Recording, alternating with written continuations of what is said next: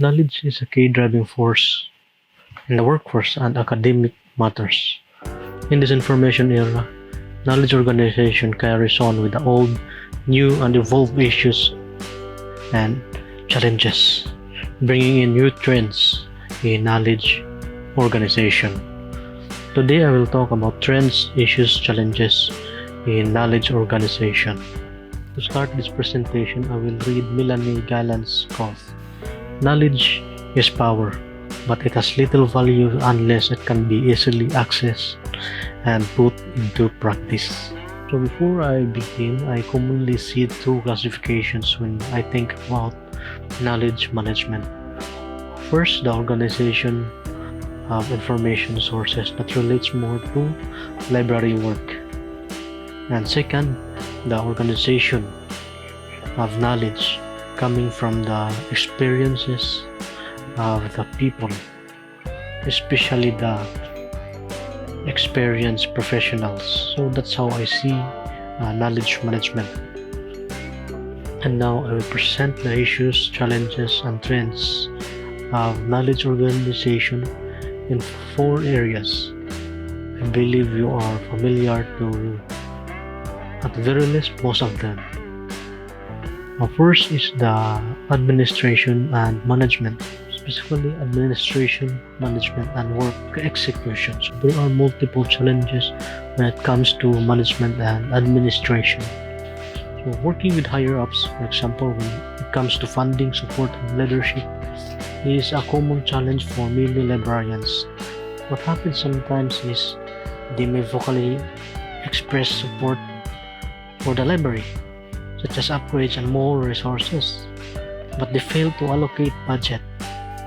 So many librarians have shared challenging experiences regarding this area. In small Philippine libraries, even in some big ones, the administration may have minimal support to libraries when financial matters are involved. Next would be delivering tangible business benefits that support organizational objectives and priorities.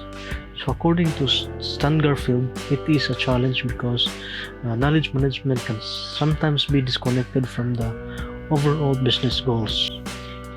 In private institutions, it is not viewed as delivering value to the business. They don't see value about it even if it may have value.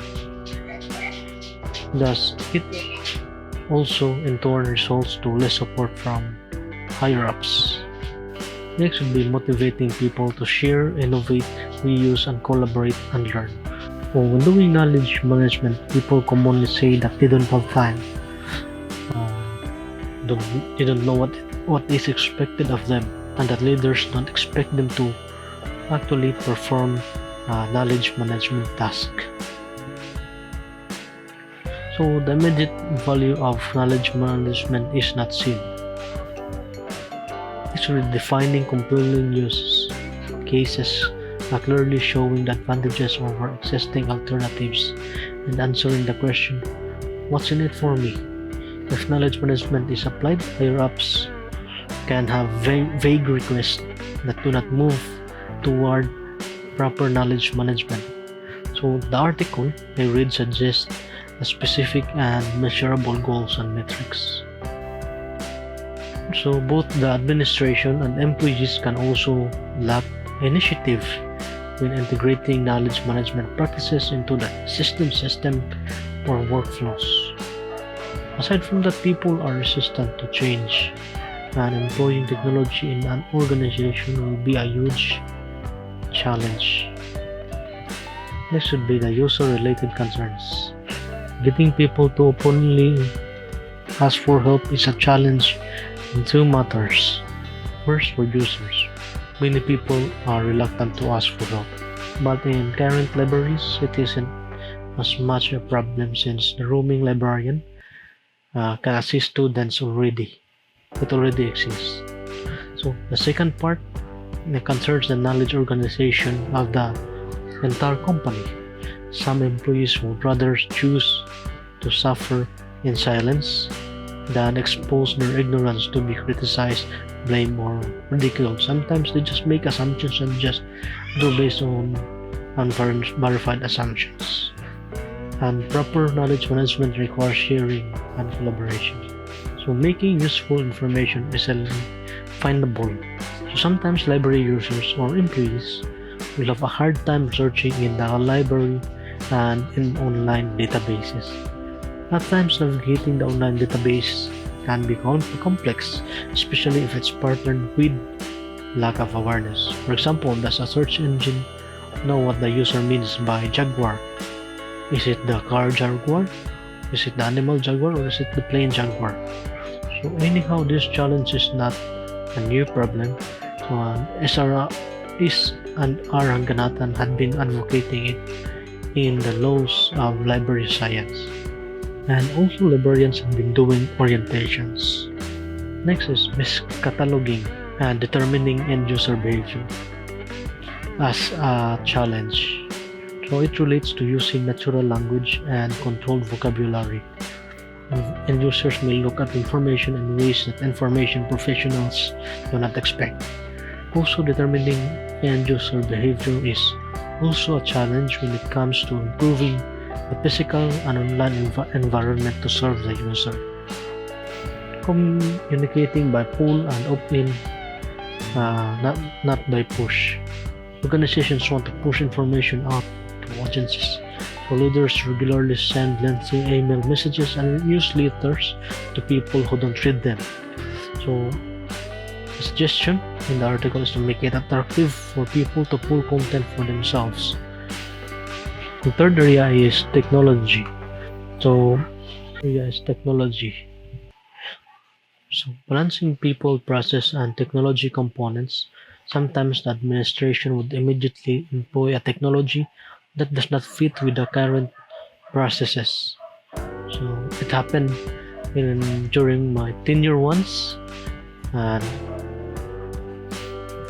the article suggests to start with the needs of the organization and not finding a use for a tool already bought.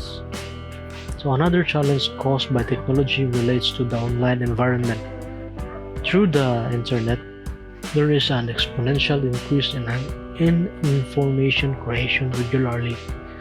It results in greater amount of access points, multilingual information systems, many information systems, and the development of the semantic web. Those all is a challenge and opportunity for knowledge organization. One example would be interoperability, which is a challenge because multitudes of databases can differ in structure, domain, and language. So augmenting and automating processes using analytics, computing, and related techniques. So analytics can enable faster decision making, optimizing processes, analysis of trends and patterns, effective communication, and improvement in performance. So cognitive computing and artificial intelligence enables simulations to address complex situations, enhancing problem solving for faster, effective decision making. It can also help delegate repetitive tasks to AI. Someday AI are going to replace a lot of jobs, and it already started replacing many jobs. Now, other challenges related to knowledge organization and its technology would be maintenance, technology fatigue, and possible complexity. The fourth area is on education. On teaching the knowledge organization subject, here are the following trends: balancing EECR2 and RDA coverage, questioning the need for teaching and original cataloging. So it considers whether to teach traditional cataloging when many bibliographic records are already available online. This also wonders how to fit the advanced technology-related factors such as database administration, taxonomy development, and XML-based metadata schema into the current already packed LIS curriculum. So teaching linked data and the semantic web to MLIS students. So The paper considered that MLA students should have a firm grasp of interconnections between information organization and information technology, especially as users now begin their research on the web rather than the library. Even me, a librarian visits the internet first. And it's very convenient. Next would be language technologies for knowledge organization relating to AI. It looks at the factors that humans use words and symbols to communicate, which can be too wordy, and the paper explained that textual data are prone to problematic properties that impede data accessibility, comprehension, and meaningful use. So it relates to different languages all over the world. It asks questions on how to combine human and artificial intelligence to facilitate and complement traditional knowledge organization activities. So the author believes that it is crucial for MLIS graduates to be aware of the state of the art in the language technologies, their capabilities, and inherent limitations.